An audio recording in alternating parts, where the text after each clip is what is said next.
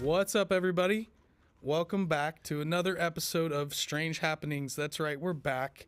What's and up? We've got even more topics for you today. I'm Mikey. This is the bro host, Bub. Hey. And of course, always Stoner in the back, hitting all those magical buttons, making all this stuff look cool and sound good. We got your mascot in here today. Kyle's been working on a new audio system, Yeah. a new mixer, and some tools that I think we really needed to just kind of help automate some things, and with Take a little bit off the Disbro's plate. help and Yeah. Stoner's work, and both those guys, I think we've got some really cool stuff Oh, yeah. getting dialed in on the audio side. Yeah. So I noticed the last episode sounded really good with VJ. Yeah. Yeah. So thank you to Kyle and Matt for that. 100%. Bub, how are you doing? I'm great. Like I said, you got what- your mascot in here with us. Hey, this is Rolo. Rolo is the most chill, awesome dog in the world. Somehow he found his way into our family. He had been in 4 other homes, by the way. He's a great puppy. This is his 5th home. So 4 people brought him back. Yeah.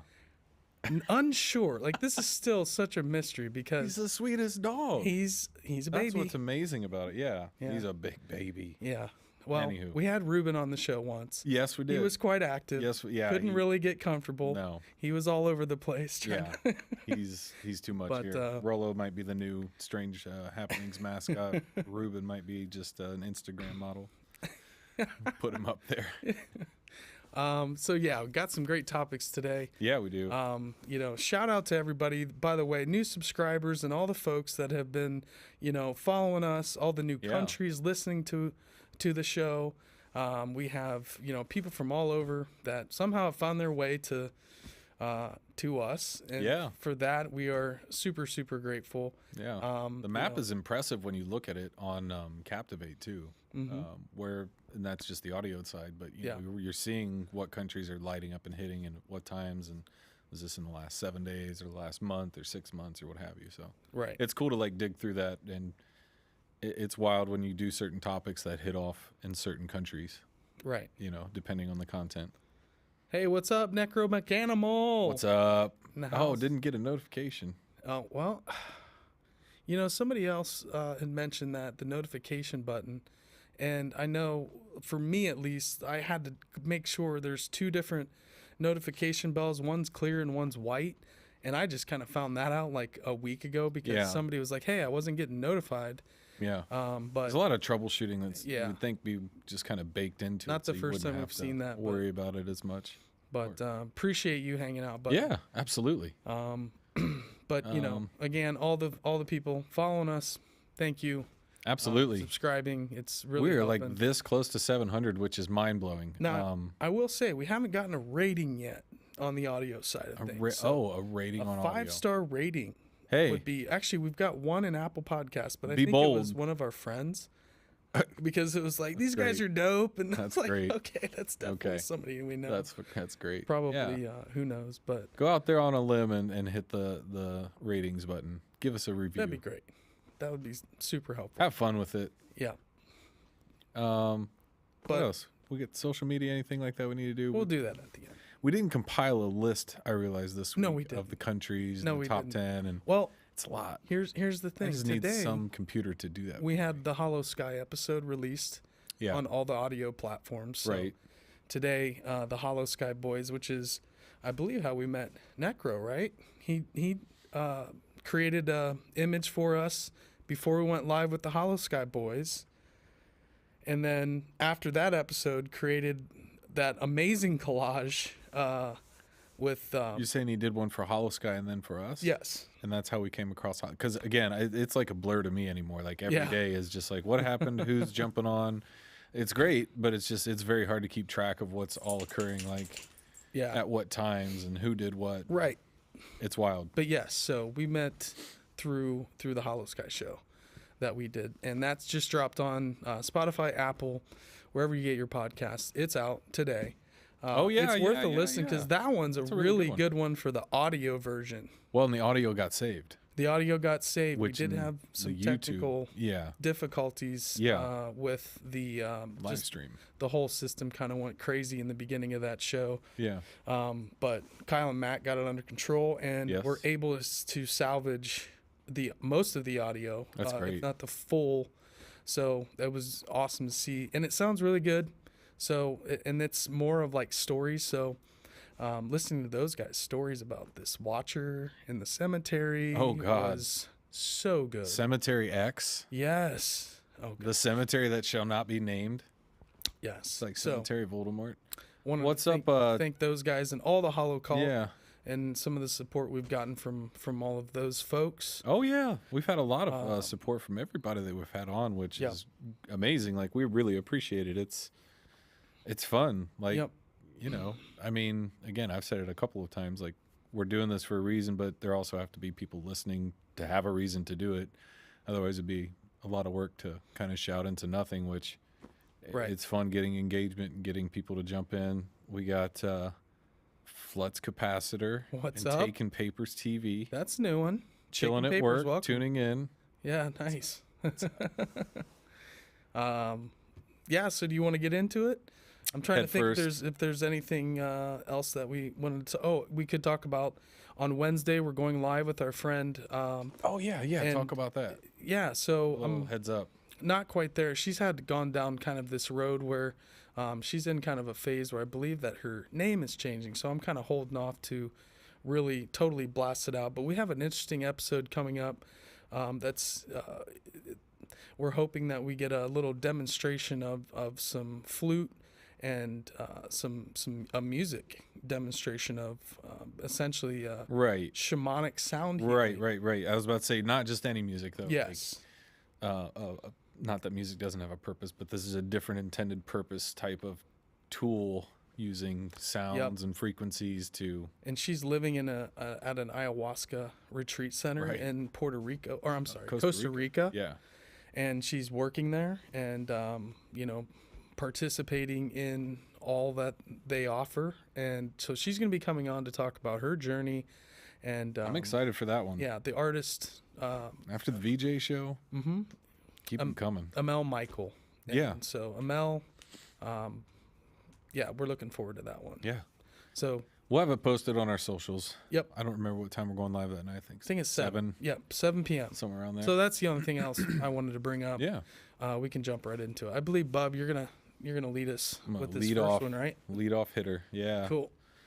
So Russia keeps coming up with UFOs lately, right? We did the recent one of them saying they shot down a UFO. Now we have this headline from the Daily Mail written by Will Stewart that Putin is, quote, buzzed by color-changing UFO. It was spotted by 4 Russian planes as he was making a speech threatening nuclear war against the West, which, you know, historically speaking, there have been a lot of occasions where dealing with nuclear missile silos or nuclear weapons in general or ballistics in the air. I've seen videos of pilots talking about UFOs coming around them, shooting lasers at different sides of the head and basically disabling it midair, and then they skirt off. So all their sensors and just gone. Yeah. So anytime there's mention or, activity around these places, wherever it is in the globe, I think, there's always like somehow there's an ET or whatever the UFOs are monitoring. They're like, okay, they're messing with that toy again. We got to go make sure they don't blow themselves up completely.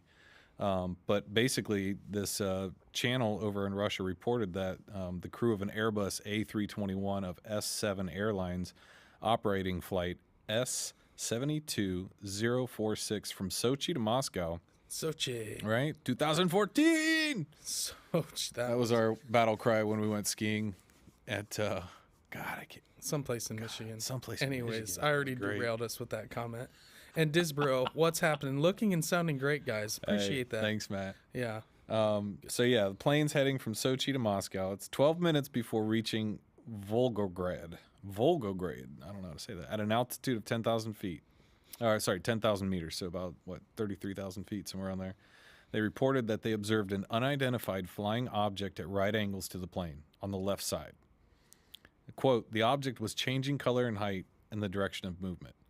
The channel monitors air incidents and added, later the crews of Aeroflot number whatever, and S7 Airlines number whatever, and Rossiya number whatever, flights confirmed this information after flying near Volgograd. The Rossiya plane crew assessed the distance of the UFO at around 125 miles. The sightings were reported to air traffic control and civilian and military authorities. Quote, the competent authorities have been notified since no flight plans were provided in the specified area at the time. Quote, permission to use the airspace was not issued. The S-7 crew reported the timing at 7:08 Moscow time on Thursday. The timing of the other sightings were not precisely revealed. They did say that the 7:08 sighting was around 3 hours after Putin's arrival and occurred as he took part in the commemorations, which included his saber-rattling speech, which is hearkening back to the, talking about nuclear war and, kind of stirring the pot. So that saber-rattling. He's been on one. It is also said it is known that laser displays linked to the 80th anniversary commemorations were taking place at 6, 7, 8, and 8:45. Maybe that's another attractant. Who knows? Yep. The last part of the article, though, kind of goes against all this, that, it's anything they knew about, because they said the pilots still would have been expected to be informed about this, whatever it was going on. The Russian authorities have not commented on the UFO reports. The flights reporting the strange sightings were S72046, or Siberia Airlines from Sochi to Moscow, Aeroflot, also Sochi to Moscow, Istanbul to Moscow, and Rossiya from, man, I can't even say that last one, to St. Petersburg. I'm not even going to attempt it. It's too much. The flight paths took the planes to the east of Volgograd, formerly called Stalingrad. All the air routings show major detours to avoid flying close to the war zone in Ukraine before they flew past Volgograd. So there's these. So they're given all the instances of what it's not, right, throughout the article. It's not, a fighter jet or some kind of aircraft from the Ukrainian conflict. Elimination. Yeah, they're already kind of chopping away that wood of trying to figure out what it is. But what do you think? Why is Russia? Is it because they are? I mean, like I said, historically, after the fall of the Soviet Union, they really didn't give a damn. They had people were talking about UFO programs that were happening during the Soviet era, because really at that they had nobody to. There was the entire military. There's no one in charge. Yeah, right. If you ever seen the movie War Dogs, where they're buying like the massive ammunition, decayed and like the Chinese ammunition, and because those Soviet generals like making all these side deals, selling all these arms. So in that sense of, they just talked. All those guys were talking. So Russia's been way more open than any other country when it comes to their UFO programs. And just talking about it in general, because it's not as clamped down and kind of way more than we have over the years. So, makes sense. I mean, doesn't surprise me. I just thought it was interesting. So first we had the article a few weeks ago, that was widely over Twitter and Instagram and everywhere. Kind of like, and we didn't put it in the headlines this week, but everybody knows about the balloon that got shot down from China. Yeah. Right. And if you don't, there was a spy balloon, or there was a weather balloon that went off course, and they shot it off the coast of South Carolina, I think yesterday or the day before. But yeah, it's just, what is actually going on? If you're shooting something down, if you're having activity again, like, it seems like they're engaging. Like, we might have video, but we don't have an open report of shooting something down, I guess. On the U.S. soil side. Yeah, we haven't admitted anything. Not saying we haven't. Yeah.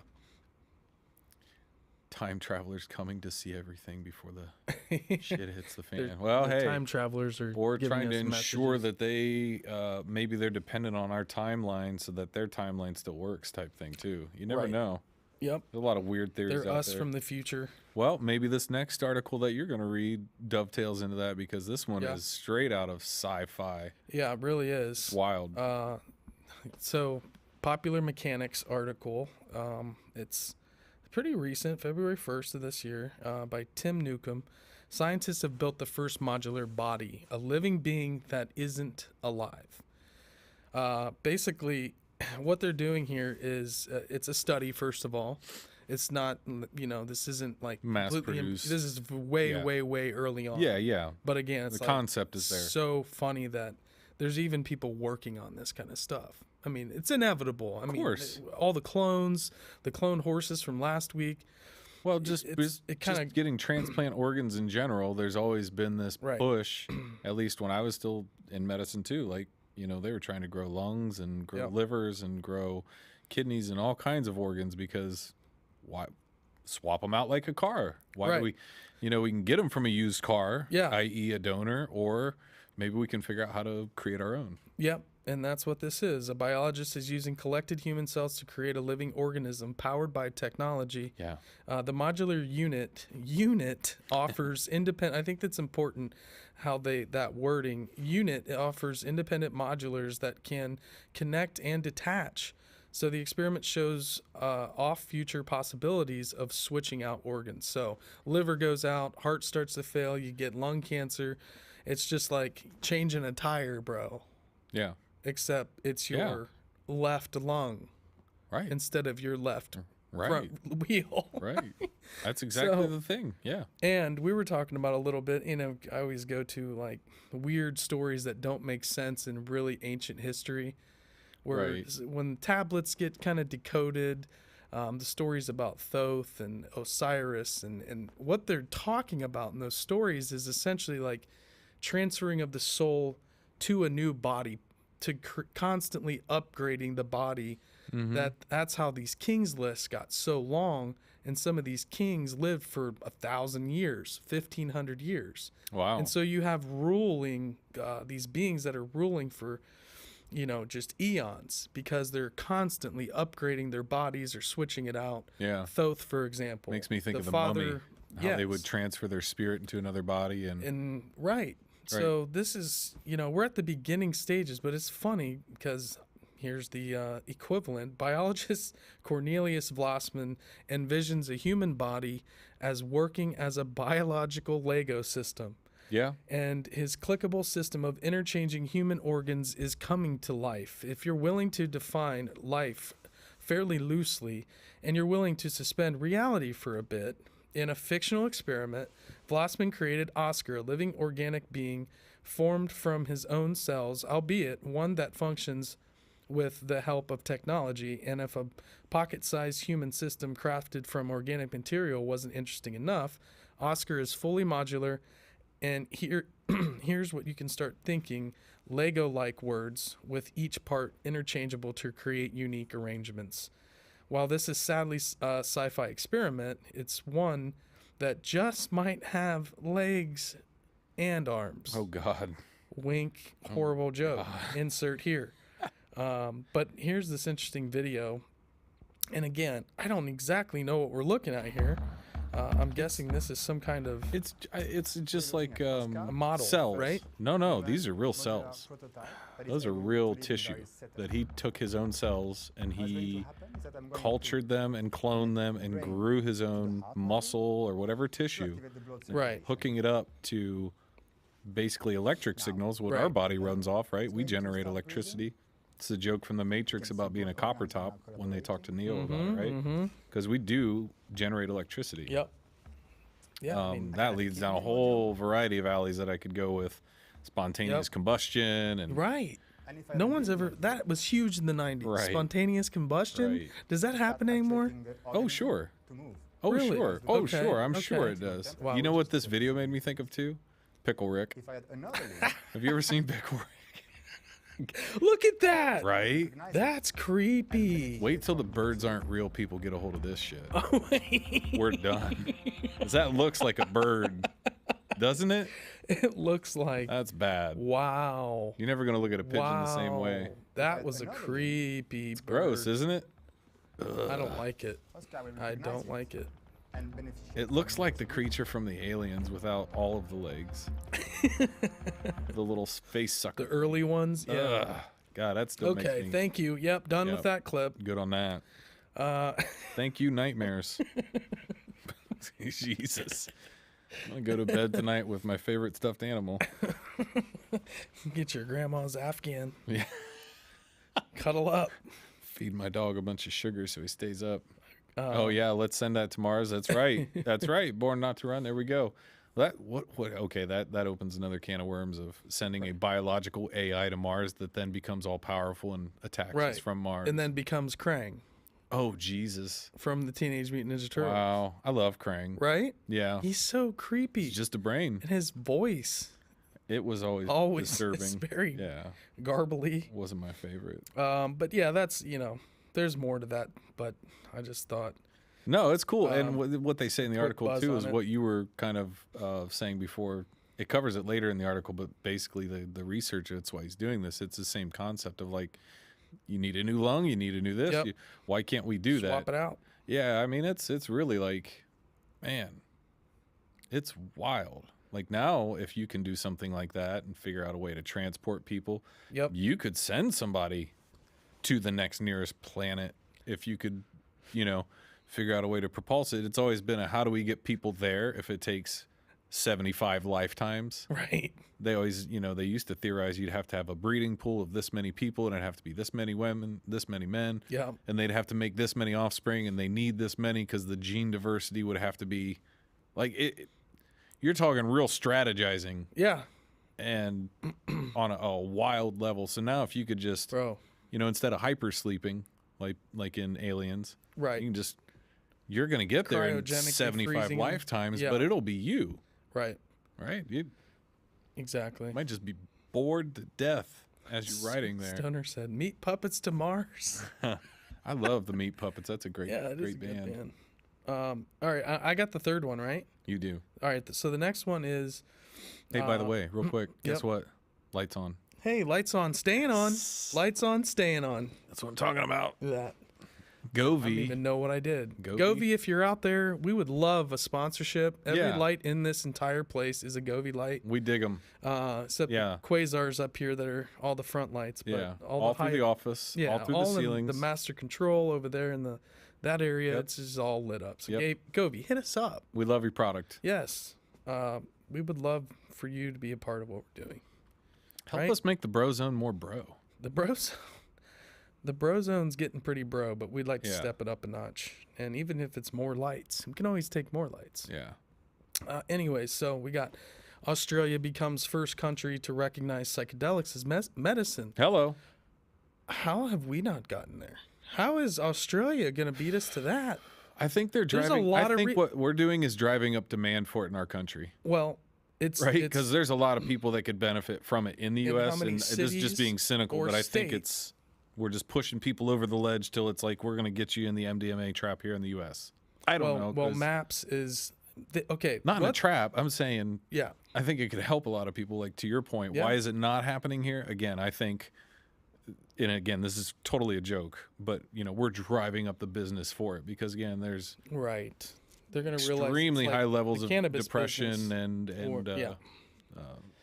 loneliness and what have you in the US populace. Untreatable depression is the big thing that psychiatrists are they can't figure out. You can't throw enough pharmaceuticals at it to do anything. You can't chip away at it for anything. It kind of, after a while, can make it worse and I'm not a big believer in pharmaceuticals having a positive benefit and having had my own experience with them. Some people. Sure. Rello's the best boy. Sure, but there's also like the underpinnings of like rewiring your brain too. Right. And that's what, this article is talking about. That's why this treatment and therapy is very beneficial. It reminds me of reading articles about terminal cancer patients that were doing end of life psilocybin therapy. treatment. End of life therapy. Right, and the best result out of that I read that was just like summed it up perfectly was somebody going, I used to take the medication to cover up the problem, and I could function, which I get, but they were like, so what did it do when you did the psilocybin treatment? He was like, it made me deal with the problem. Yes. I have this. You can't run away from it 100%, on a trip 100%. Because that's when you have a bad trip. That's all a bad trip is. If you go down a dark hole, it's because you're being faced more than likely with something that you do not want to work through. Oh, now, sure. Here's the counselor, the psychiatrist. If it's done correctly, right, with somebody like our friend that knows what they're doing in a clinical session, right, or you like our friend living in Costa Rica, right, you can go the shamanic route. You can get to a lot of the same places different ways. Yeah. Well, this is in a clinical setting, very safe. Yeah, we used to use it in treatment. It was used in treatment until the previously. 80s. The rave scene got a little crazy down there in Dallas, Texas. It was being used for marriage counseling. Yes. And they said in one session, you'd get 3 years worth of results in one session because people were just being honest and talking and getting past all of the buildup and structure they put in front of each other and interact, right? Like all the walls that people don't always see.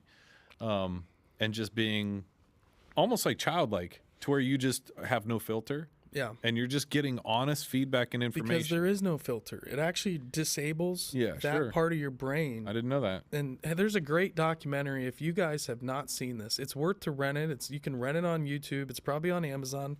It's called Neurons to Nirvana. If you guys haven't seen that and you want to understand the science behind how these heal the mind, not just... I mean, it's pretty fantastic. Well, and, Terrence McKenna's brother, Dennis McKenna, is in it. You know, they interview... Is Stamets in it? I don't think he's in that one. That was kind of a little bit before Stamets was kind of well known as far as he is now. But, we'll jump into this. Let's see this article. So Sorry, I probably read the article, huh? This is just a passionate topic. Australia has become the first country to recognize psychedelics as medicines after the Therapeutic Goods Administration, that's kind of weird, Therapeutic Goods Administration took researchers by surprise and approved the psychedelic substances in magic mushrooms and MDMA for use by people with certain mental health conditions. There we go. MDMA and psilocybin are active ingredient in the magic mushroom will be considered Schedule 8 drugs, meaning they are approved for controlled use when prescribed by a psychiatrist. From July this year, after the TGA acknowledged there were few other options for patients with specific treatment-resistant mental illnesses. So this is kind of like you have nowhere else to go. Why not? Why not approve something like this? Right. The changes will allow MDMA to be used to treat post-traumatic stress disorder and psilocybin for treatment-resistant depression. They will still be considered prohibited substances or Schedule 9 drugs for all other usages. So these two specific reasons would put a massive dent in our society for sure. I mean, just take soldiers, PTSD. I've met soldiers, man. Take the same conversion out west when they legalized marijuana and the direct correlation between the drop in prescription opioid use and death overdose. That was like night and day different. Night and day different, right? Like, you know, we get it. You need something to kind of help you get by, whatever. But like, don't start taking a handful of pills every day and then get hooked. You know, smoke a joint, whatever. Okay, great. Like, that's pretty harmless to you, right? In the grand scheme of things, compared to taking prescription pain meds that possibly get you down a very weird road. So I just thought that's interesting. So I think this happening, if it happened in the States, would be like wild. I think we're gonna get there eventually. I mean, eventually federally it's gonna take a long time, but Oakland, you have the whole state of Oregon, the entire state of Michigan is now Washington as well. Colorado. I don't think Washington is. Michigan decriminalized mushrooms? Yes. Really? Yeah. It hasn't fully gone in, I don't think, until 2024. Okay. Get everything in line. Now, actually. Yeah, get everything in line. But it's decriminalized, meaning if you got pulled over with a, quarter or some, maybe a few hits or a quarter of mushrooms or something, you just wouldn't get a ticket or go to jail.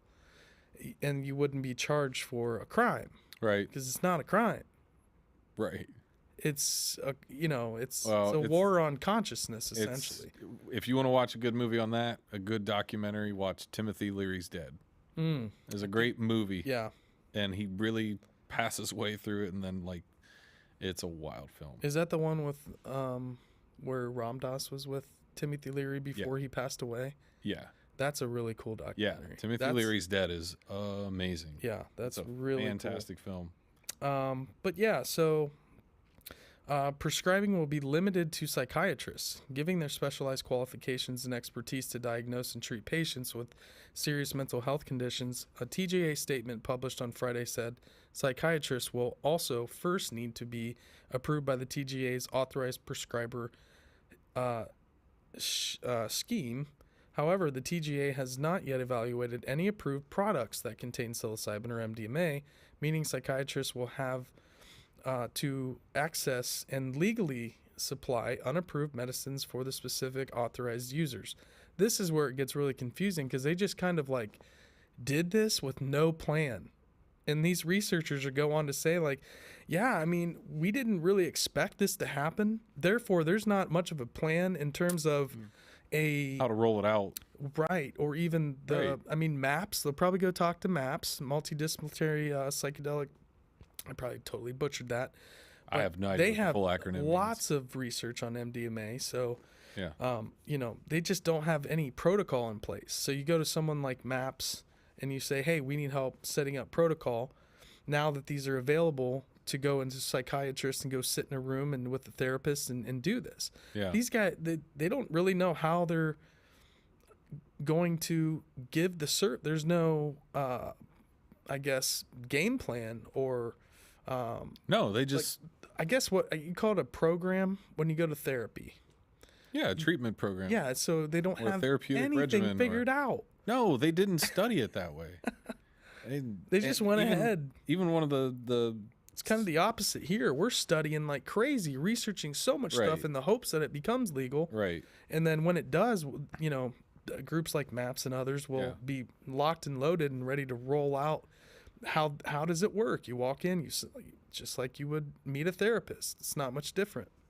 I don't know. I think it would be a little different. Yeah, but in terms of the process, I think that's why, I don't remember, was it Strassman that was doing the DMT experience? Strassman, yeah. And, that, you imagine that, like, so, okay, the onset and the duration, etc.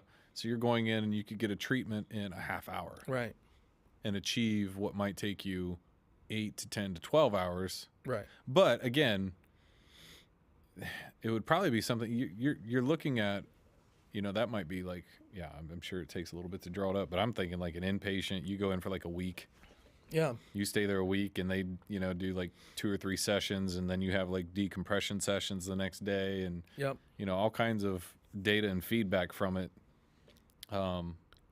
Because again, you might get yourself figured out a lot quicker than going and having to get to know a therapist and you go like through 3 the full times dance. And you're done. That's all you need. And a lot of these studies, it's like, 2-3 times and I was good. I didn't need to go back. That's a problem for the pharmaceutical industry. Oh, yeah. That's a huge problem. Guess what? I don't have depression after 3 of these sessions. Pfizer, how are you going to make your $1.8 billion that you made off of these antidepressant drugs or whatever it is? Right. It's not a great business model.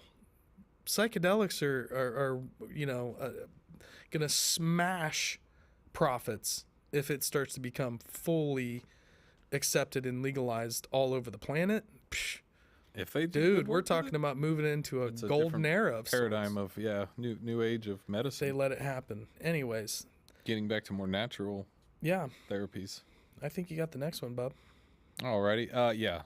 We have an article talking about what's been going on a lot lately, which is, cloning and duplicating different animals. And so scientists apparently are reincarnating the woolly mammoth to return in 4 years, right? Like we talked about this a little bit, but now they have a plan like 4 years. Yeah. This is a hard number. Tim Newcomb, and this is from January of this year.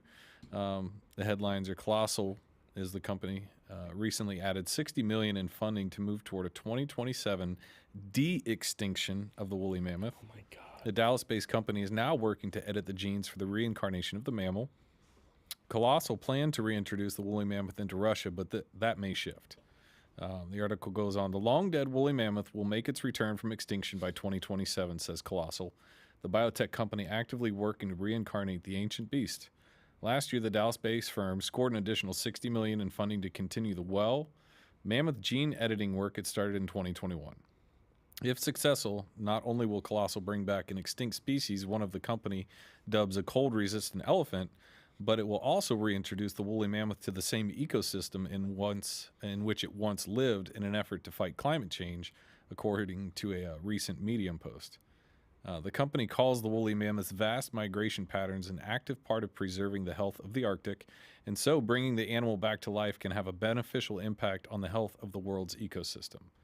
While Colossal originally hoped to reintroduce the woolly mammoth into Siberia, the company may explore other options based on the current political framework of the world. So, all right, they're just to start off. The woolly mammoth is already being politicized. Of course. Just it wouldn't waste put them in. Well, maybe they wouldn't. Precious. What's he gonna do? Go full Hannibal and ride him across the ocean? I mean, I'm just joking, but I mean, Siberia would be a good spot for them to land. It's so vast, unimaginable. Could you imagine mileage of be wild, just nothingness? Check nature. Yeah, check this out. The woolly mammoth's DNA is 99.6% of a match to the Asian elephant. That's wild. Which led Colossal to believe it's well on its way towards achieving its goal. Quote, in the minds of many, this creature is gone forever, the company says, but not in the minds of our scientists nor the labs of our company. We're already in the process of the de-extinction of the woolly mammoth. Our teams have collected viable DNA samples and are editing the genes that will allow this wonderful megafauna to once again thunder through the Arctic. That's nuts. That's absolutely nuts. They said they'll eventually, through gene editing, they're going to create an embryo of a woolly mammoth. They'll place the embryo in an African elephant to take advantage of its size, because African elephants are much bigger than Asian elephants. Yeah. So to birth this woolly mammoth, you wouldn't want to start with an Asian elephant. It looked like Jim Carrey coming out of that rhino. Warm. Pretty hot in them rhinos. I love the family that rolls up. Hopefully Bigfoot doesn't get mad. Yeah, dude. Imagine Bigfoot riding a woolly mammoth. Unstoppable. Dude, they would probably steward the mammoths. We need to get on writing that script right now. Oh, dude. The woolly mammoth come back and Bigfoot comes out of total hiding and dominates the world, and we become Squatch 0.0. Like, subservient to the Squatch. That'd be a great film. We can do it. We know some screenwriters. Yeah. Max Bro, if you're listening, he's already working on a cryptid documentary. Right. Yeah. So then, using the African elephants to be surrogates to the woolly mammoth embryo, the goal is to repopulate parts of the Arctic with the new woolly mammoth and strengthen local plant life with migration patterns and dietary habits of the beast. If Colossal proves successful in reincarnating the woolly mammoth, Ditto, the thylacine, also known as the Tasmanian tiger, expect a variety of new ethical questions to arise on how to handle the creature and potential reintroduction issues. Now this... Remember Justin from Cryptids of the Corn talking about the thylacine? Yes, but... And he believes they're 100% living right now. People see them all the time in Australia. Yeah. But if they're found, what does that do? You got to give them a habitat. Yep. You can't build a skyscraper. You might have to tear down this. You might... So there's like a purposeful effort to not find these animals, quote unquote. Sure. Yeah, I mean. That's mind-boggling. You can't mine in a forest where there's a Bigfoot that's almost human type creature. Right. This is like the patent office, and how the patent office is really just set up to have sandbaggers catch you when you make your patent that they've already sat there and trapped you with. Yeah. But they didn't want to invent the thing and actually build it. They just thought it up and wrote it down, but never did it. Like, that happens all the time. Like, that actually is stagnating progress and invention and ingenuity. It's just like history. It's just like biology, history. It's all... Corrupt science. I have a whole book on that, just case after case of corrupt science. That's my soapbox on this. But that was the tail end of the article, too, where, they're setting their sights on it. We had an article the other week about they cloned, what was it? Was it the sheep or the horses? Przewalski horse. Yeah, I remember. They cloned the little Przewalski horse, but they're going to try to clone the dodo. There's not Colossal themselves, not this company, but there's another effort out there to clone the dodo bird back. Yeah, I did see that. That one didn't make the cut. We had that linked. Yeah. Does it make you feel like when you're you get older, like me now, and I find toys, like if I go to Big Fun in the Short North, I'm going to find a toy that I'm going to have to buy. That's where E.T. came from. We love Big Fun. Big Fun's a lot of fun. That's why it's called Big Fun. But this is like humans are going, as the earth is an old toy box. Yeah. And we are finding these old toys. We're going to polish it up. We're going to make another woolly mammoth. That's crazy. That's what's going on. Yeah. I don't know. So if they could do that, hold on now. Jurassic Park's going to become real. Just about we're all going to get exactly where I was going with We're all going to get eaten. 100%. Well, at least woolly mammoths won't eat you.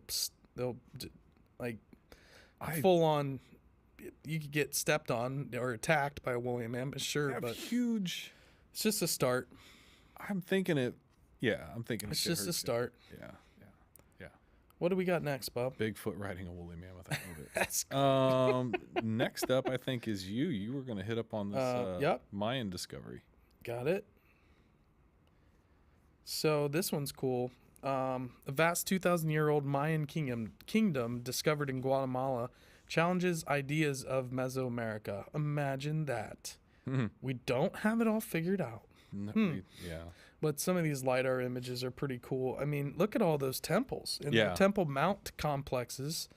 There's definitely a lot of pyramids. Some of them almost look like conical mounds in a way. It looks like something around 70 to 100 structures, possibly. I mean, there's some small ones. There's some very large ones. The red highlighted ones are, I don't know why they're red and highlighted. Do you know? What's the difference? They're just showing you like probably the main buildings. I don't know. Because there's other things. It looks like that mound in the center. I noticed that too. It doesn't have anything tagged to it, but I don't know. Maybe that's just that's interesting. So the remains of a vast Mayan kingdom were found in northern Guatemala, raising questions over the daily lives and demise of its inhabitants 2,000 years ago. According to a report published in the Journal of Ancient Mesoamerica earlier this month, the ancient metropolis contained more than 1,000 settlements densely packed together over 650 square miles. Wow. Challenging the theory that most Mesoamerican settlements were separately populated, the site was discovered by an international team of researchers from the United States and France who published their findings in a journal. Hold on. 1,000 settlements over 650 square miles. That's big. What is that? Can we get a reference on that? Like 650 square miles? Like what chunk of a state is that? Because that's big. 650 square miles? That's a giant national park. That's huge. Right. Is that bigger? I got to look it up. You can keep going. I'll jump back in with the stat here in a minute. So the site was located by LiDAR, using LiDAR, a sensing method that uses laser light to measure distances. The technology is well suited to surveying archaeological sites in Central and South America, as the laser is capable of penetrating thick rainforest canopies. Researchers flew over an area known as the Mirador Calakmul Karst Basin, the MCKB. Probably should have just said that first. And directed light pulses towards the ground, generating a three-dimensional map of the Earth's surface. The survey of the Mayan site revealed more than 1,000 miles of causeways or raised beds used as roads, forming a web of implied social, political, and economic interactions. The authors of the paper wrote, the sprawling transportation network would have allowed easy communication and trade between groups, suggesting a social and economic cohesion that exceeded those of lesser during these periods. The series of canal and reservoirs were dug to move and store water in anticipation of dry periods, respectively.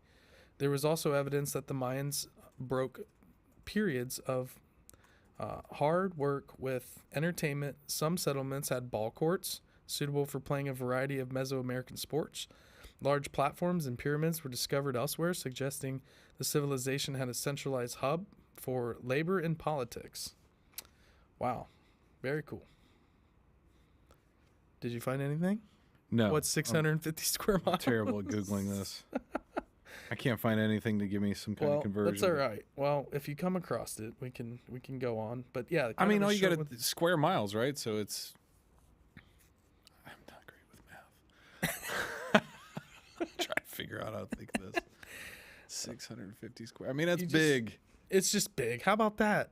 It's very large. It's like 100 and some miles. Neither roughly one of us to are smart. Our hometown, right? That's the problem. It's like 100 and some miles roughly to our hometown. Right. And then if you want 100 and some miles south. Yes. And then if you think it's a pretty big chunk. It's huge. It's big. We can agree it's big. Jeez, Okay. God. That's it. That's all I had for that one. That's a cool article. Yeah, I thought that was cool. And you got the next one? Yeah. Last one we have comes to us from Live Science, written by Owen Jarvis 11 days ago. And this one is talking about a 52-foot long Book of the Dead papyrus from ancient Egypt discovered at Saqqara. So cool. So for the first time in 100 years, a full Book of the Dead papyrus has been uncovered at Saqqara. Archaeologists in Egypt have discovered a 52-foot long, 16-meter papyrus containing sections from the Book of the Dead. The more than 2,000-year-old document was found within a coffin in a tomb south of the step pyramid of Djoser at Saqqara. There are many texts from the Book of the Dead, and an analysis of new finding may shed light on ancient Egyptian funerary traditions. Conservation work is already complete, and the papyrus is being translated into Arabic. According to a translated statement, which was released in conjunction with an event marking Egyptian Archaeologist Day on January 14th. This is the first full papyrus to be uncovered at Saqqara in more than 100 years. Mustafa Waziri, Secretary General of the Supreme Council of Antiquities, said, according to the statement, the step pyramid of Djoser was... how do you say that? Is it Dozer or Djoser? Djoser. Djoser was constructed during the reign of the pharaoh Djoser. Djoser. Ruled circa 2630 BC to 2611 BC. Isn't that one of the beings from Ghostbusters? Sorry. Isn't Gozer. That Gozer. Ooh, very close. Well, but yeah. Gozar the Gozerian. I just watched that the other day. I watched both of them. The first Ghostbusters. Both. Yeah, they're great. Yeah, I watched They hold up. I still love them. They hold up. Great.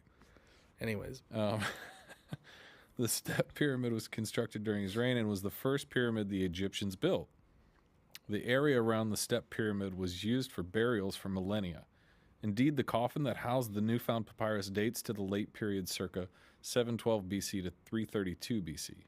Zahi Hawass, Egypt's former minister of antiquities, told Live Science in an email, information about who owned the papyrus and its precise date will be announced soon, Hawass said.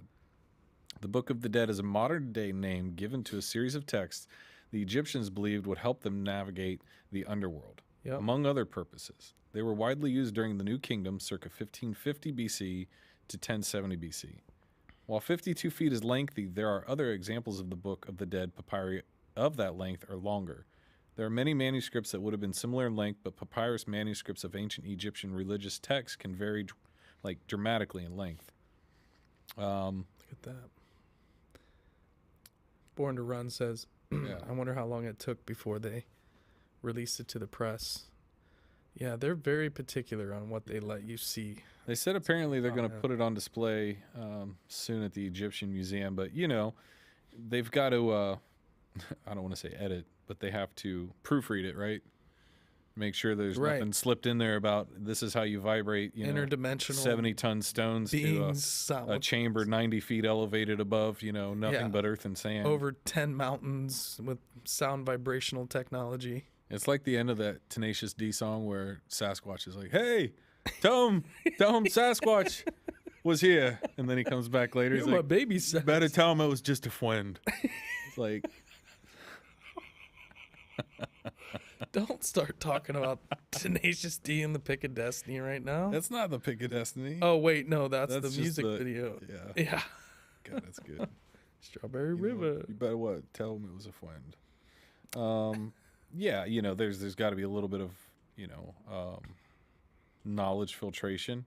I don't think anything kind of gets out without some kind of oversight anymore. I don't know. You think I'm wrong about that, Mike? There's too much oversight. They're very controlled on what they release. True. Zahi Hawass isn't one too. There's so many chambers and things that they found that they still haven't reported what they found.